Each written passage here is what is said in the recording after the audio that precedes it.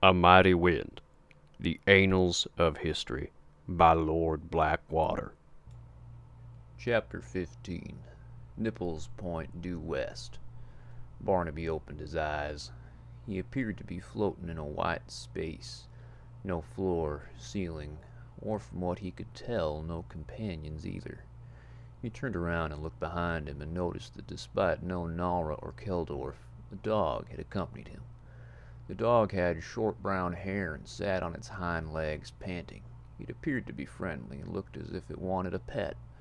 Barnaby bent down to give him a scratch behind the ear. Blah! The dog instantly vomited onto Barnaby.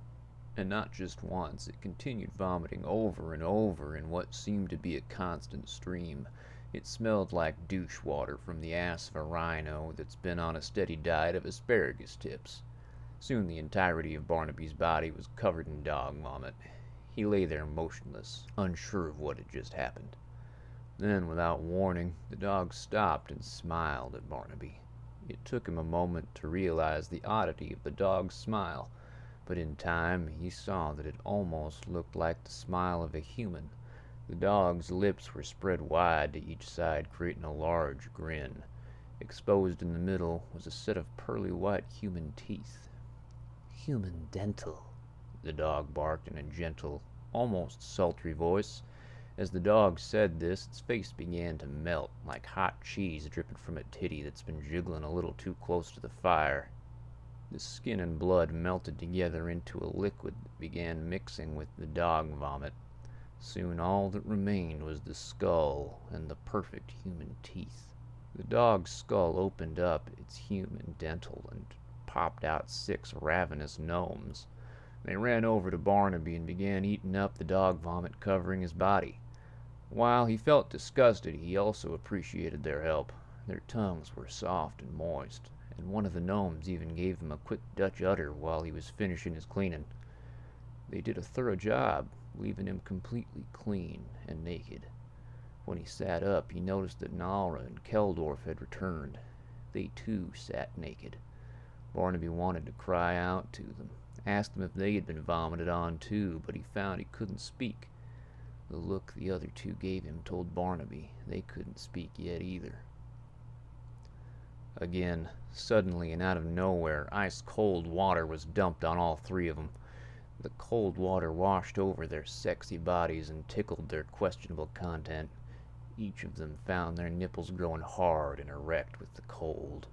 But just when they thought that their bodies had adjusted, they found that their nipples had not. Instead, they had increasingly hardened and had grown outward to the point that each of their nipples was slightly touching, all 5 nipples giving a sweet whisper to one another.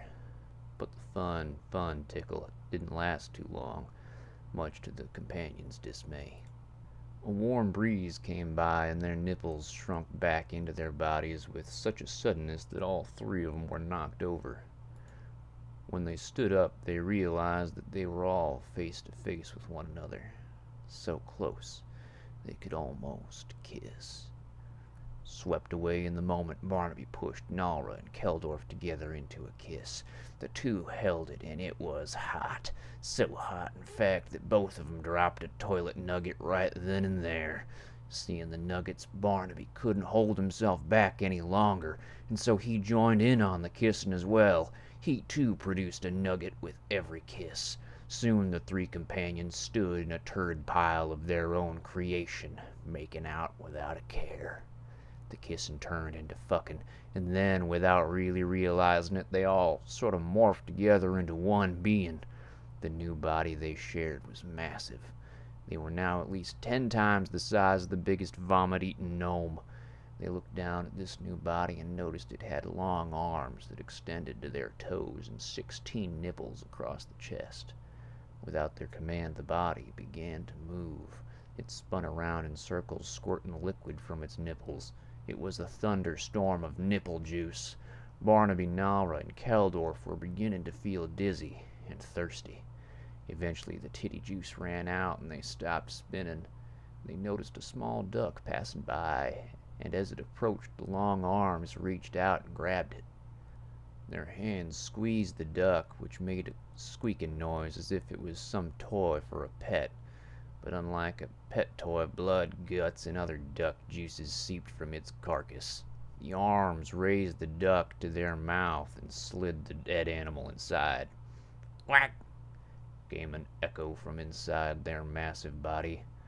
With that, the three of them passed out. When they awoke, they were back sitting by the fire. Dell and Trinity were walking toward them. "Thank you for the pizza, Mr. Dell," They could hear Trinity saying. "Oh, no need to thank me," Chuckled Dell. When they finally came back to the reality that they were in the seventh circle of hell with Dell, they were still struggling to pick up on the purpose of the meditation. "But what did that tell us about how to defeat Shortner?" Barnaby asked Dell. "A dog puked on me. I might have fucked a duck, and I think the three of us had a devil's three-way. That's what I took from the experience." "I'm not sure I consented to any of that, especially the duck," added Keldorf. "Ah, don't think about the meaning. Don't think about the meaning. Think about what you felt. Did you feel a connection?" All three of them looked at each other and answered Yes. in unison. "Did you feel as though you were inside one another?" Again, they hesitantly answered. Yes. Then there's your answer. You must work together to defeat Shartner. Use your individual abilities to make yourselves even better," cried Dell. They had a long journey back through the circles of hell, and they all hoped that by the time they got to Shartner they'd at least have a plan, or could figure out what the hell Dell was talking about.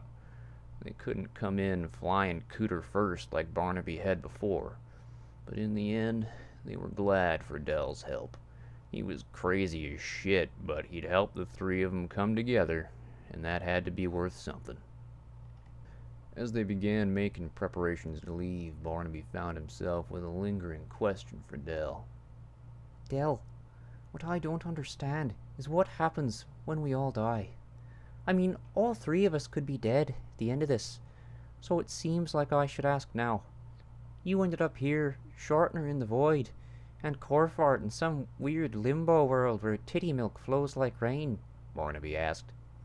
"Ah, fuck-a-doodle-doo, Barnaby," Dell replied. "From the beginning of our lives we're approaching death. Greet it as an old friend, and not as if it's a stranger you've never known. Death will always be with you. Trust that it will know what to do with you when the time comes. Or fuck death when it comes to you, depending on what you like to do with close friends." Barnaby was starting to feel like a depressed imp. "But I know that time is not soon for you, Barnaby. Wherever you end up, you won't end up there soon," Dell added, smiling. Barnaby thanked Dell and began to make his way out of the seventh circle. However, before he could, Dell put a hand on his shoulders and stopped him. "Take this, Barnaby," he said. "It's the log of black water. Seems only right that you take it. The Rishimi once believed it had magical abilities, but I have never seen such grandeur from it. Hopefully it can provide you with some sort of help." Barnaby took the log and nodded at Dell.